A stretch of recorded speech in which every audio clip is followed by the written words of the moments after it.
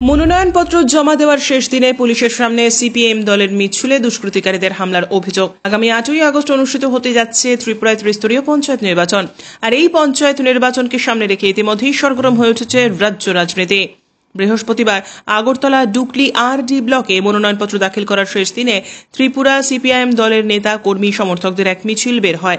এই মিছিলটি কিছু দূর যেতেই পুলিশের সামনেই সিপিএম দলের মিছিলে অতর্কিত হামলা চালায় একদল দুষ্কৃতিকারীরা, যে কারণে মুহূর্তের মধ্যে উত্তপ্ত হয়ে পড়ে আগরতলা ডুকলি আর.ডি. ব্লক এলাকা।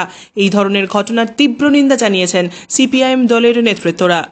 ব্লকগুলোতে আমাদের প্রার্থীরা গত 11ই জুলাই থেকে পঞ্চায়েত সমিতি এবং পঞ্চায়েতে প্রার্থী হিসেবে মনোনয়নপত্র জমা দেবার জন্যে তারা গিয়েছেন, কিন্তু বিভিন্ন জায়গায় ব্লকের ভেতর, ব্লকের বাইরে, রাস্তায় শত শত বিজেপি দুষ্কৃতী আমাদের প্রার্থীদের প্রাণ নাশের জন্যে চেষ্টা করেছে, আক্রমণ করেছে, আহত করেছে।